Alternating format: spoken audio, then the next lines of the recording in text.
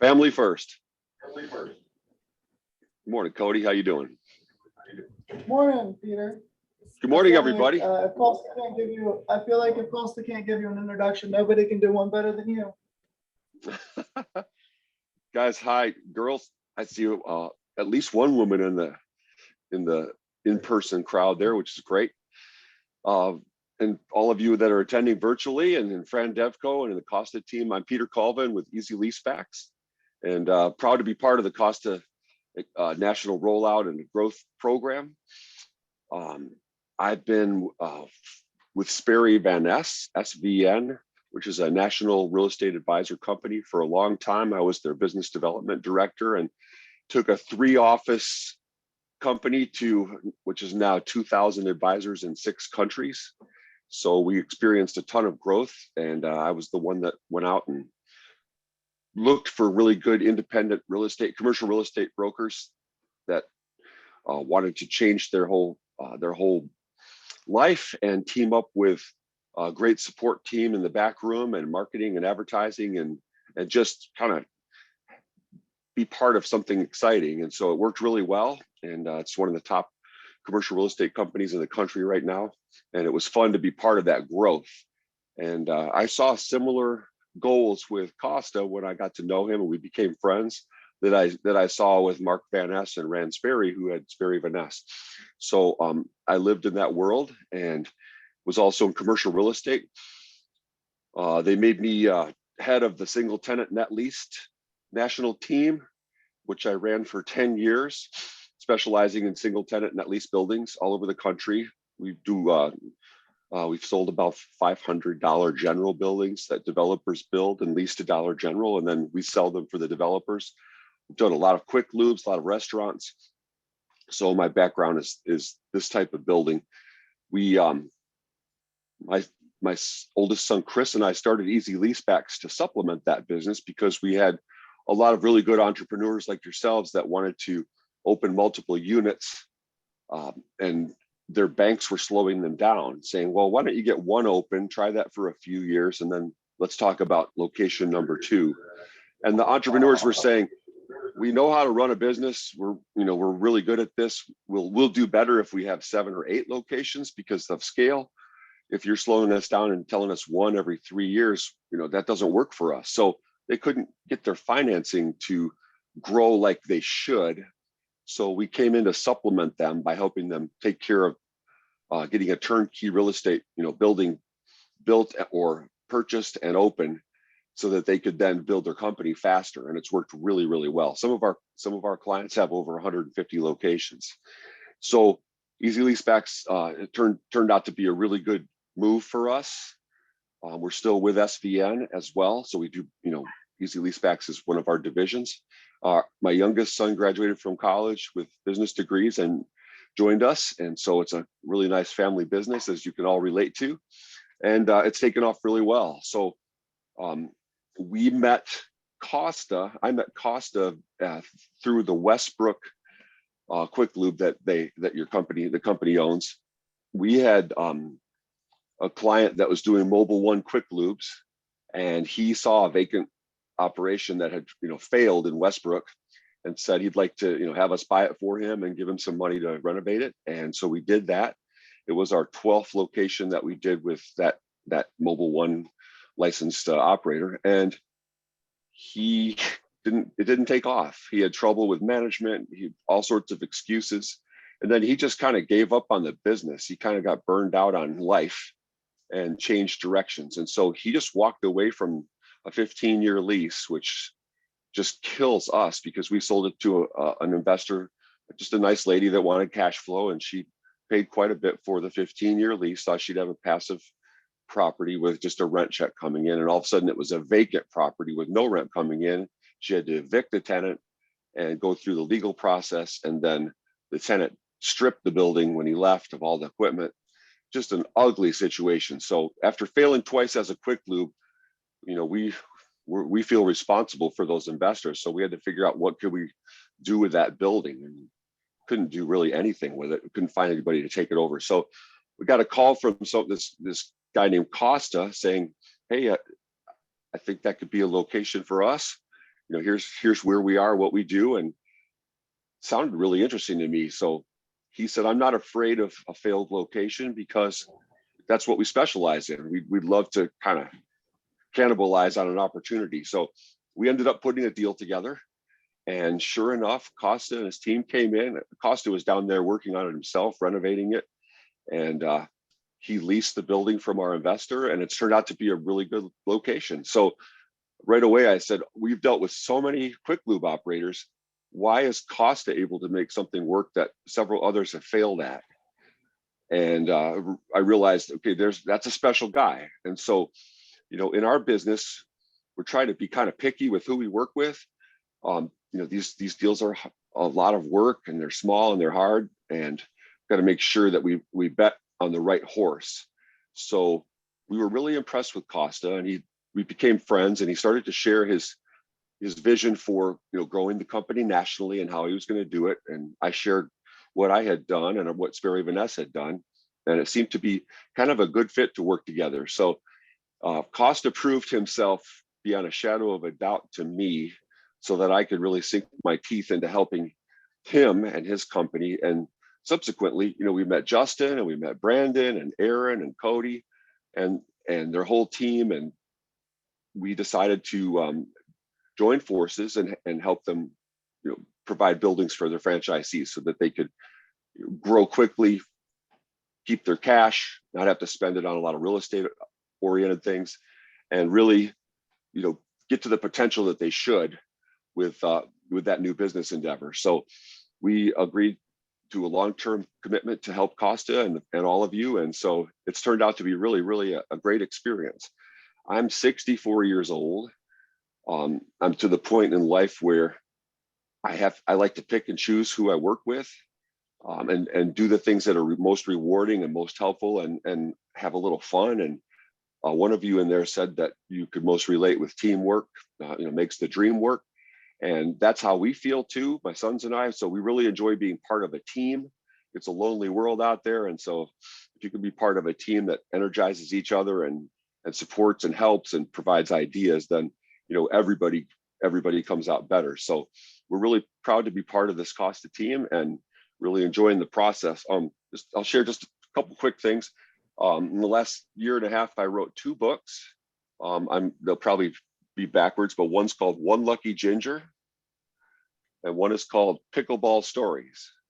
And so they're both personal experience short stories, and both became Amazon bestsellers, and the Pickleball Stories became the #1 bestseller for quite a while. So it was fun to be able to take some of those life experiences and put them in, down on paper and share them and try to make them a little bit entertaining and interesting, and maybe slightly exaggerated for entertainment value, but it turned out really well and fun. And they're available on Amazon.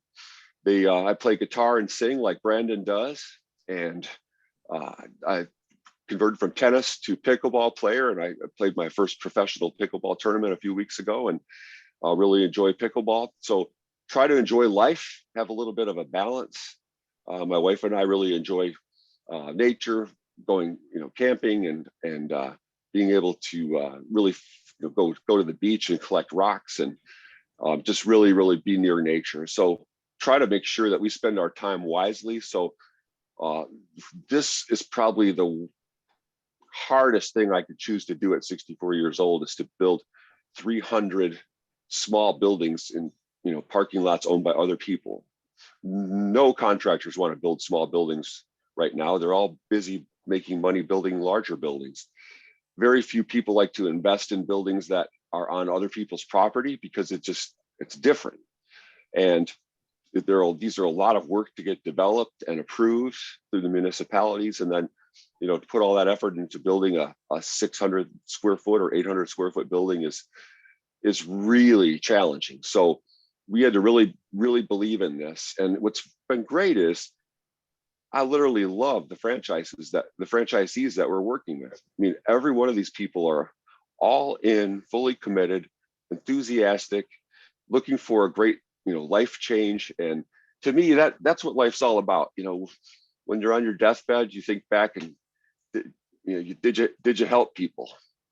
was your life well lived? Did you help others? And so this kind of fulfills our goal of, just really using whatever skills God's given us to help others. And, my sons would say the same thing. So it's been a lot of fun. So what we did was, together with the Costa team, we put a program together that has kind of soup to nuts, that the real estate is, you have a really good site person with Taylor of Laurel Hill, who's probably on after I am. And he's been doing a fantastic job of finding the sites for everybody, getting them under contract, negotiating them, making sure they work. And then we have a really good architectural team that can help get the site plans in. The approval processes are really ramped up. So we're taking what, then, we'll step in and build the building for you. And you can choose a 1-bay or a 2-bay, we'll build it. And when it's done, we'll give you the keys, and you could just rent it. And then you get the exclusive right to purchase it later if you want to own the building, so that you can build your real estate portfolio too. And you don't have to buy it right away. You can wait a while till you get really good, books and records to take to the SBA or to take to, your bank, so that you can own the building and negotiate a, good down payment with them. So got a beautiful building designed. We've taken a process that's really about a 2-year process from the time you start looking for a site to getting your finished building. Usually, most companies say it's about 2 years. We've cut it way less than half, including the entire process of getting everything approved and getting the building up and built and getting you in. So, we're down to about an 8-month process from start to finish. And so it's really advantageous, so that you don't have to wait 2 years when you become a franchisee to get a building. So we've got, you can't outspend us. We're blessed with great investors that will buy all of them. And as soon as we put a lease together, they'll be ready to fund the building and get it up for you. So I'm available for any questions, and please ask.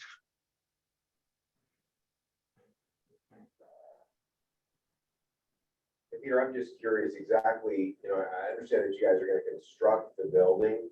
How involved are you in planning, setting it up?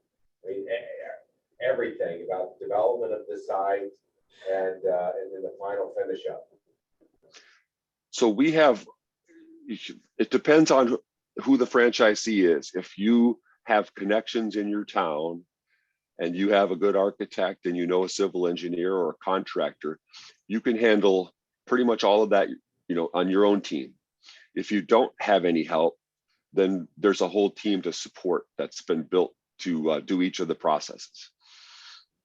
So it really, it's people that we've approved. So we are really not in the development portion of this. We're in the, we deliver the building and fund it and handle the construction. So we've got a construction company that builds for us, that can get the garage doors and have all the supply chain necessary, so they can get these up fast and really good quality. So we're in the funding and construction portion of this. The development side of it, we have our architect can help, but there's a lot of architects and civil engineers that can help get that process done. So you have you have choices on all that. What we do is we have a start off call together with our team, and you say, hey, I know a really good contractor that I'd like to GC this, or I have an architect friend that I trust. So you let us know who you have on, available that you'd like to use. And then we fill in a menu, and you can use whoever you want to, and then we can fill in where you need help. And then that team's quickly built, and then we move ahead and get it done. Does that make sense? It's worth noting, guys, that this is a very a la carte program, whereas if you want to use Peter's investors to finance the construction, you can. If you want to buy the building cash yourself and use him for the building, you can, but not the financing. If you only want to use certain aspects of this program, or if you want to control it yourself from start to finish, that's all things that need to be established once you come into the program. We have a national architect that we work side by side with to get the preliminary site drawings done. But again, it's not, that part's not mandated. In fact, none of it's mandated, and there's a lot of different ways to skin this. And so Peter's actually even already purchased existing property, and then they'll build on top of it. They're building on top of lease space. And then in Gulfport, Mississippi, our franchisee, Peter purchased an existing quick lube for our Gulfport, Mississippi franchisee.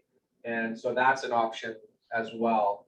I add the site purchase slide in here to kind of highlight that Peter's team with Easy Leasebacks will purchase land and then build on top of it. That actually makes it a lot easier than building on land that you don't own, because it becomes a fee simple real estate deal as opposed to just a land improvement deal. And fee simple deals are the easiest. The investors prefer to own the dirt, but for our concept, it's not always that easy because we're targeting largely parking lots. We're trying to make deals with the likes of Walmart and Kroger and grocery store chains, and it's tough to parcel out 10,000 square feet when we really only need, for example, the Manor on the Lake, we lease 2,000 square feet. The building's less than 800 square feet, so we're not taking up a whole lot of space. But I really just wanted to use that to highlight the flexibility of Peter and his program. One thing I will talk about quickly is we think there's opportunity all over the place for our model, because right now the Raising Cane's of the world, the Starbucks, they're looking for the traditional 1 acre outlots. They're looking for the traditional half-acre parcels. And we see opportunity in the transformation of the gas station landscape and the regional banking landscape as opportunities as well. And so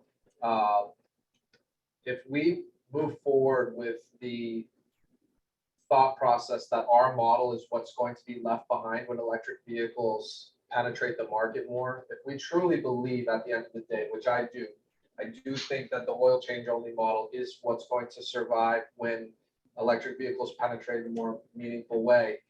As these gas stations go away, these neighborhood gas stations, you guys are all in Buc-ee's country, right? So you all know that everyone's trying to copy Buc-ee's now. Sheetz, QT, Racetrack, everybody's trying to create a made-to-go atmosphere with food and dining, convenience store. And so now, opposed to the days of the 400 square foot convenience store where you grab a Red Bull and chips and get some gas, those 0.25 acre parcels are not really able to sustain a 5,000 square foot convenience store and 13 gas pumps, or in Buc-ee's case, one of them I think has almost 100 gas pumps.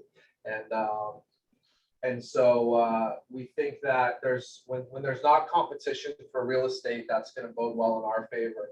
There are a lot of chains that are moving to kiosk versions of their business. Starbucks launched a shipping container version of Starbucks. If you Google Starbucks shipping container, there's one in Washington State. Taco Bell did a drive-through only kiosk version of their building, but those even still require at least a half acre.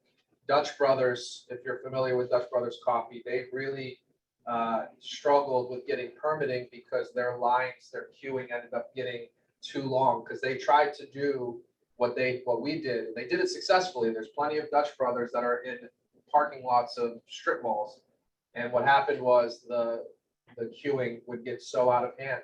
Now with our model, the most our queuing ever really gets is 4 or 5 cars deep, and that doesn't impact the rest of the parking lot. So when you get questions from the local zoning board and those people about what does your lines look like, we're not going to have to say, we're going to be 13 cars deep like Chick-fil-A.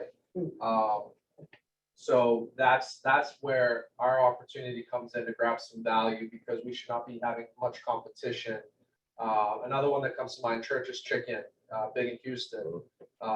They did a kiosk version of their business, and they're moving out of the gas stations and into parking lots.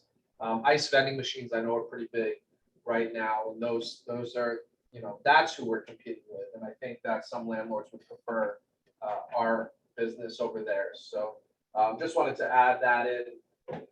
Costa, real quick, I'm sorry to interrupt, but I'm a little bit slow at times, and I want to make sure I understand. Sure. If we find one of those odd shaped gas stations that's out of business. Yep. And we have the option of buying it ourselves, or we go to Peter and his investors will go in, buy the land, and then construct the kiosk, and then just lease it back to us. Correct. Okay. Or if it's possible, you can finance it yourself, and Peter's construction team will still put up the building, but there's multiple ways, but the path of least resistance is a full lease back with Peter's investors owning the land. A ground lease is a little bit more difficult. Anthony or Antonio? Antonio. Antonio, okay. Yeah.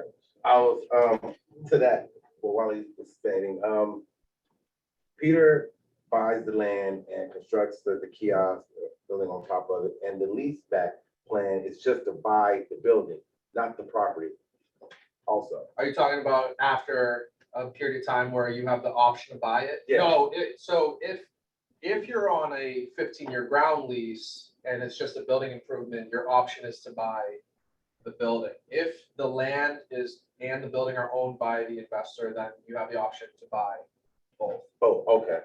Yeah. Okay. What are the general terms of that? I mean, somebody says, I want to buy it in 12 months or 24 months. Well, Peter, do you want to speak to purchase options? Sure. So, excuse me. And how We set it up. the lease rate and how you get to the lease rate? Yeah, we're in transition for a reason. What we've set up on the original leases is that you can buy the building in the first year or the second year of your lease. The first year is just everything's based on what the total project cost is. So whatever it costs to develop and build the building is all done in advance. It's all agreed upon after the bids. You sign off on that cost. Then the rent is based on just 10% of that cost. So if it's 300,000, your rent for the first year's 30,000 or 2,500 a month for the building. If there's land, you add the land cost to that. So whatever it's the cost, and then if you want to buy it, you take that cost in the first year times 15%, 1.15, and that's your purchase price. Or in the second year, it's 1.3 or cost plus 30%. And then if you don't buy it in the first 2 years, you still have the right of first refusal later, for the rest of the lease term to buy it if we or our investors want to sell it. Now, we've worked a program out with a company that wants to buy all of them, but they have to hold them for 5 years because they're doing 1031 exchange money into it. So we have an option to be able to, you could buy it in the 5th year and it won't go up past that second year price. It just be, 1 times 1.3. So cost plus 30%. In 5 years, and that gives you 5 years of operating records, and really easy to go to the bank to do that then. So we're shifting to the 5-year program, but we're honoring the 1 and 2 year that we've already committed to. By having one buyer buy everything, it makes our life a lot easier. They fund the construction draws and they do everything for us. So it'll be one of those two options, but either way, you'll have a transparent way to purchase the building at a fixed price. A lot of people you can buy the building later, but you got to get 3 appraisals and we'll pick the middle, value of it and then negotiate it or whatever market value is. In my opinion, that's a horrible way for a tenant to be in a lease because you just don't know what you're going to pay. This way, you know exactly what you're going to pay before you sign the lease. Does that answer your question all right? Yeah, just using round numbers, guys. If the total project cost is 300,000, you take that number, multiply it by 0.10, that's 30,000. Divided by 12, then your rent would be 2,500. Obviously, that's really round numbers, and different areas will dictate costs of different materials and things like that. But we've been able to capture the building under the 2 bay under $500,000 and the 1 bay under 400,000 pretty much across the board. One thing I really like about Texas is they have that very transparent bid system. And so I'll follow the take 5s because as you guys know, they're building them all over the Houston market and through actually. And their buildings, you know, are $1 million plus. So just to service that on at a 6 cap, you're talking about, you know, $10,000, $12,000 a month lease rate. We don't want to be anywhere near that. Can I add one thing, Costa? Yes. So we expected this to happen, but as you know, interest rates shot up. Everything's expensive. Inflation's high. There's a ton of, Costa knows a lot about CMBS loans. They're non-personal guaranteed loans that are given to developers. There are a lot of them coming due in the next 12 months that looks like the projects won't be able to pay them back. So the banking industry has just come to a very big standstill in the last 2 weeks. Texas was hit first. We heard it coming. The appraisers are now telling us that their bankers are calling them saying, hey, back off on the appraised values by like 20 to 25% just to be safe right now, because we think there's going to be a pretty big dip in value. So Texas, several banks have stopped lending commercial for the rest of the year. So it's really difficult now to get good financing. So sale leasebacks, or what we call acquisition leasebacks, where a building's bought for opening, have become really, really important across the country. So this will save a lot of people from having to, not be able to open businesses because of finance problems. Can y'all hear me? Yep. So this is Josh Herman. I'm online from Louisiana. So the rent, 10% of the cost is it a 15-year lease? Is it fixed at that 10%? Is there any chance of it going up or down, or? The rent, we have an inflation, normally there's a cost of living increase each year. Cost of living is pretty high right now. We just fixed it at 1.5%. So it's every year the rent goes up 1.5%. It gives the investor a little bit of inflation hedge, but it's not the full shot. You're not taking the full shot for the CPI increase. And then you have a 15-year renewal option, and it's just the same terms. Gotcha. Thanks. Mm-hmm. Any other questions about the real estate? So one thing I'll touch on, we've created a building that is very simplified. It's a prefabricated building made from SIPS panels, which just stands for structurally insulated panels. And it's put together in a kit, then put on a truck and driven to the site.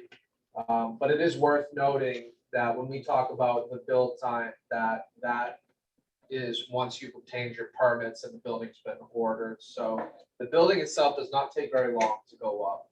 The biggest variables here is site selection and then obviously permitting. There's a lot of variables that can affect the timing of that. Peter, I don't know if you want to talk about some specific examples we're dealing with right now on towns that are being easier than others and some that are being harder than others, just to kind of speak to that part of the process, because I think when people see speed to build, they think they're going to be open in 75 to 90 days, but there's a whole lot of other variables in between there. Sure. Yep.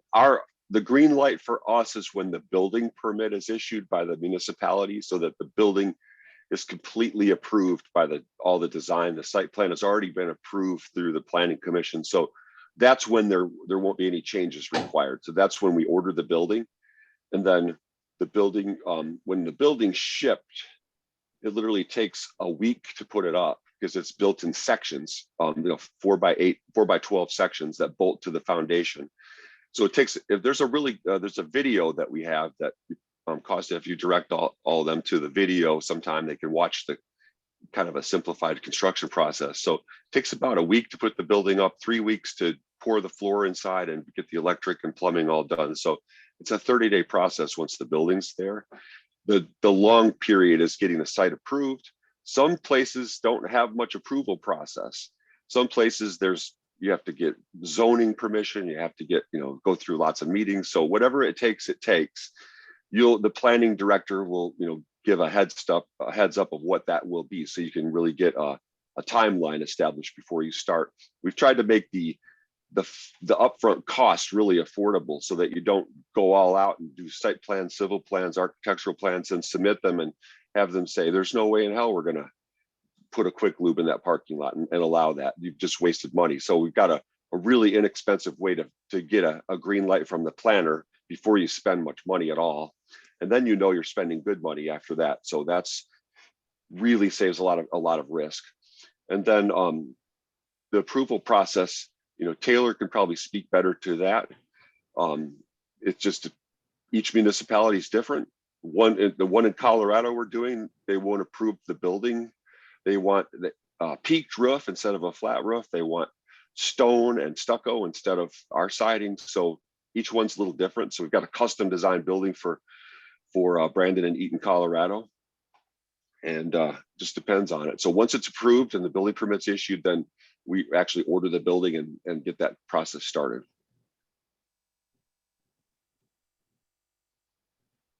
Would there be a way to know, like you're talking about doing the extra brickwork and extra roof and everything? I guess, is there a way that we can find out from our area if we need to do something like that? Do you have any plans that we could take to the city and say, this is what we're looking at doing before we get too far into this? Or yeah, so the hidden piece or something, what the planners like to, if you go to a planner first and you say, here's what we're thinking of doing, like you're saying you're thinking of, then they'll coach you, as opposed to having you come in and submit plans in a formal meeting that the planner hasn't seen. Then they're gonna, they may be a little bit disappointed. So they're very helpful. They'll tell you, hey, here's what you need to do, and here's they'll coach you through it. So that key feasibility Zoom call with the planner that our architect does says, here's the sketch of how we want to lay this out. Here's where we'd like to put it. Here's what it's going to look like. What do you think? And if the planner goes, yeah, that looks reasonable, we can support that, then you're in good shape. So they don't need to see a full set of plans or anything like that. Usually a rendering of what it looks like on the outside and a sketch of where it's going to go and how the cars get in and out. This is about all you need. Yeah, so preliminary site drawing, our architect for a fee will do it. He's very bogged down with full-on plans right now because we have sold a lot of franchises. And so we would try to keep preliminary site drawings away from him if we don't have to. There are services online to do preliminary site drawings. We can help in the office. We've done preliminary site drawings as well. But this is an example of one that we did corporately for a shopping plaza in York, Pennsylvania. And we found out once we submitted these drawings that the plaza is on top of the water table.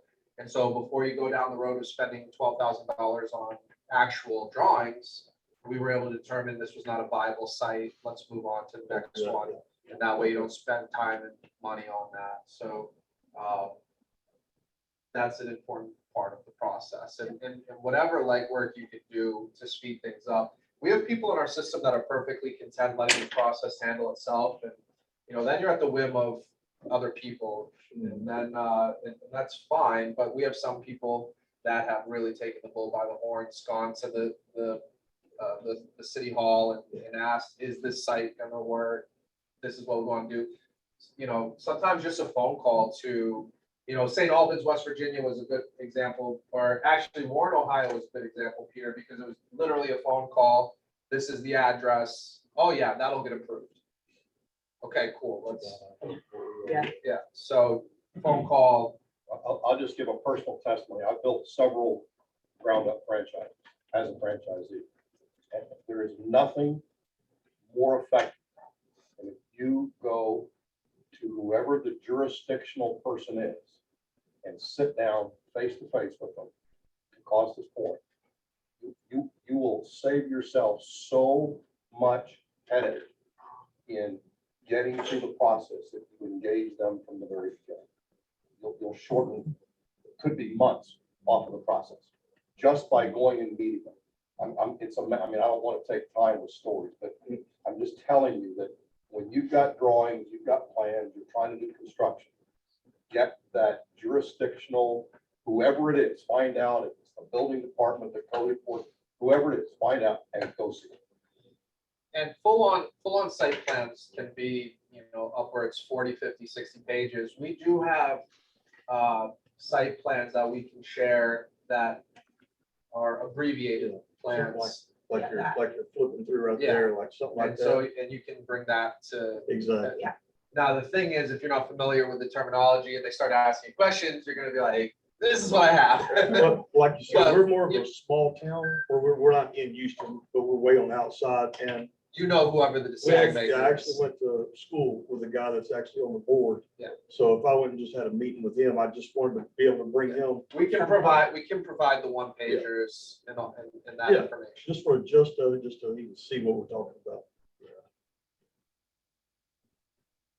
Do any of our virtual attendees, Josh, you asked a great question. Do any of the other virtual attendees have any questions for Peter?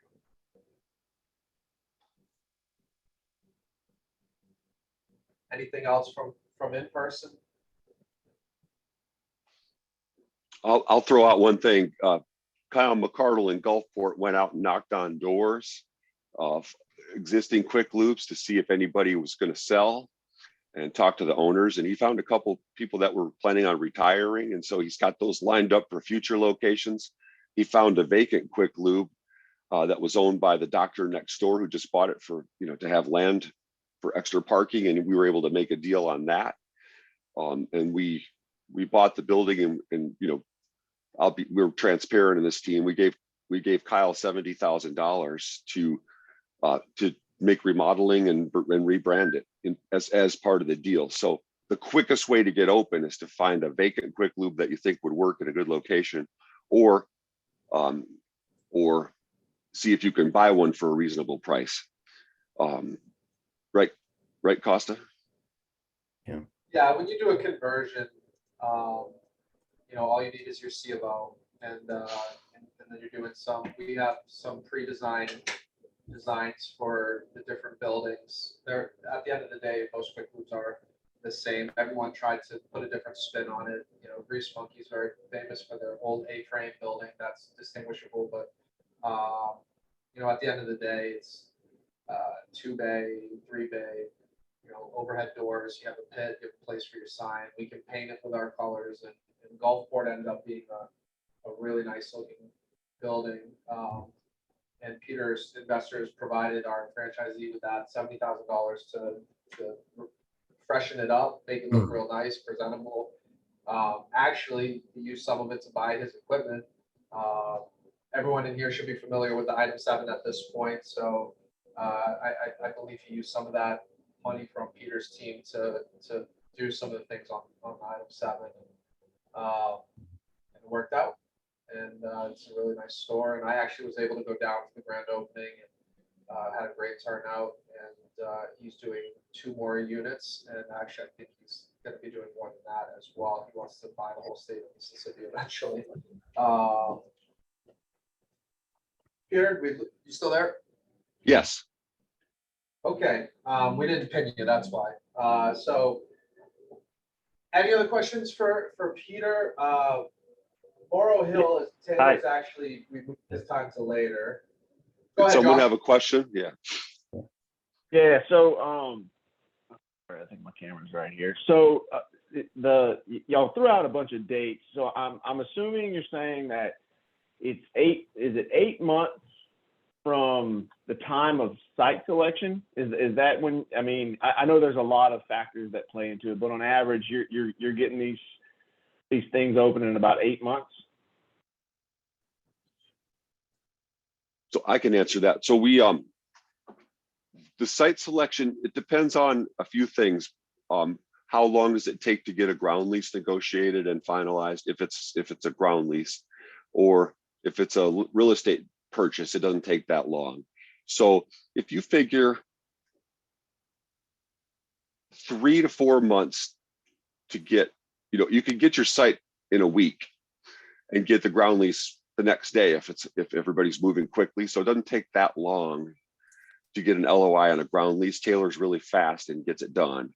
Then you have to get the plans that, laid out to take to the municipality. So the municipalities take between 2 weeks to approve it to 4 months to approve it. Average would be 3 months if we want to kind of total this up. So say we've got 3 months for that.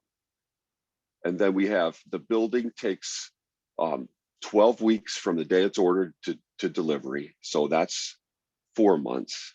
So you got 7 months, takes a month to put it up. So it's 8 months plus the beginning period of getting the site under contract, and getting a ground lease. So, 8 to 9 months is probably a realistic timeline. Now, we can do 1 building a week with our crew. So if we get 10 in a pipeline that are all jammed up, then we've got to adjust the schedule to make sure we can deliver. So we could tell you which week it would be. So if you figure 9 to 10 months, you give yourself an extra month for it in case there's a jam up, because we've got a lot of these buildings going up. I mean, there's a lot of people ready for buildings. So if you figure 9 to 10 months, I would think that would be realistic. Thanks. Just a And comment. that's about half the time that it takes a typical, franchisee to get a new building. If you find one that's existing, we closed Kyle's really fast. I mean, it was 45 days. And he had his building. One of the places you can impact the process is once you have the plans, go to the municipality, take them there physically and go meet that person. And what I did when I was doing mine is I said, what do I need to do to get my building permits?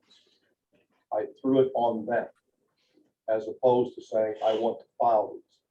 And I took a process that I was told was going to be months, and I got my permits to start building in 10 days. Can you give your phone So, number to Josh- everybody so you can help them? John has been, John's obviously not affiliated with our company in any way, but he's been a great partner over the last several months, act longer. We enjoy having you. Josh, if we were to compartmentalize the steps, we just came off a really weird real estate market, especially in certain markets. Like we had some real difficulties in the Frisco area because every landlord thought the next call was coming from Jerry Jones and was going to buy their land and put something on it. And so there was a lot of FOMO of putting something as small as our site on their site, even though the previous 20 years it's been nothing. All of a sudden they think they're getting a phone call. So, but that has loosened up, and Taylor is going to speak a little bit later. He actually had a prior engagement, and so he's typically right after Peter, which works well, but he's gonna be a little bit later. So site selection is its own section of this process, but once you have your LOI, then if you were to even compartmentalize it even more, if you have a signed LOI, then you go into lease negotiation, which we help with that.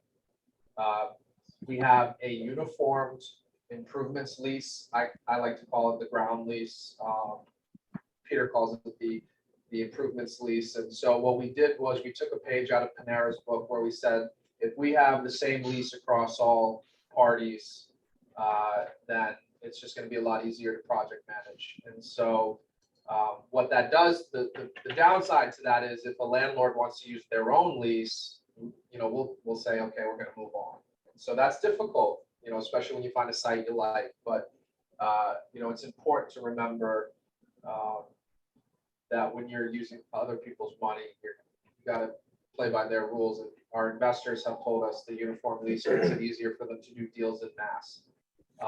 And so we have a really good ground lease. It's one that I use at several of our corporate stores, and sometimes you do have to change it a little bit sometimes. So we're not totally opposed to that. It's not an all or nothing thing. And most landlords are reasonable, especially these days. They've been coming out of that market where it was just really tough there for a while because there's a lot of commercial real estate deals going on in development. And so that's all help. The slowdown is actually helping us, and since we're in a fairly recession-proof business that bodes well for us. But so step one is site selection, getting to LOI. Step two would be that lease negotiation. We got to make sure it works for all parties.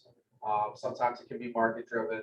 And then once you have the signed lease, then it goes into that permitting part of this process. You don't have to wait to get to the permitting part of the process to ask those questions though, right? So if you have an LOI, that's good enough to go ask, because then you can get in front of it even further. So once you do have that permit, then you get put in our queue of buildings, because they are being shipped out of Holland, Michigan, from a central location. And I believe the 1 week holdup is not so much that the buildings can't be produced 1 week, it's the trucking situation makes it be 1 week. Yeah, we have correct, the Peter? delivery crews can put up one building a week, which includes driving to the site and unloading everything and then assembling the building. And so they go back to Holland, they load up and they go to the next site. So they can do a circle in 1 week, which is amazing.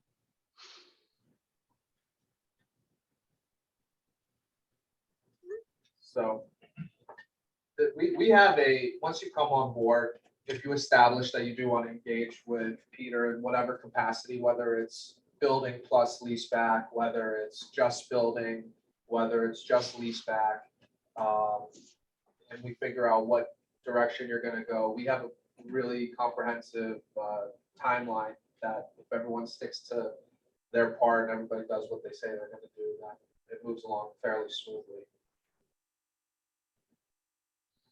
In the budget, Anything else?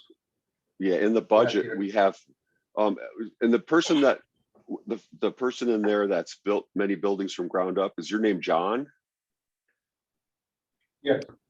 Okay, John, it was great hearing that information. In our budget, we have an allowance for the development process and the architecturals and the civil. So we even include 4 meetings at $500 each to have a civil engineer or an architect attend the meetings. So when the building permit's approved and the building's done, we reimburse each franchisee for, that the development costs. And so that's all outlined in the lease of how much the allowance is for each item. So we even have 2,000 just for someone to represent you at the meetings and budget.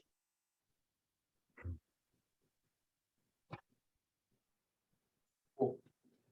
Well, thank you, Peter. I appreciate you taking time out of your day to You bet. talk to everybody about this program. And I'm sure you'll be hearing from some of these folks. Great. Thanks, everybody. Bye-bye. Thanks, Peter. Hey, Brian, can you hear us? You want to start a little bit early? Hi, good morning. Sure, whatever. That's fine. All right. Let me just go through. Go back to True Brand. Actually, do you have an updated agenda? Is True Brand before Brian? Jason will save it for 10:25. Okay. Sorry, Brian, you're getting punted. Not a problem. You get to sit through True Brand's awesome presentation. So we just have Jason today. Hey, Jason, I see you. Morning, everybody. Jason. Cool. All right, I'm going to do just a real short intro of True Brand. So True Brand's a company that does some of our private label products for the people in sitting here today. There's some on the desk that you can take a look at. I met the founders of True Brand, 2 very wonderful women that are just super impressive human beings, running a massive chemical company at the end of the day, additive company that we have been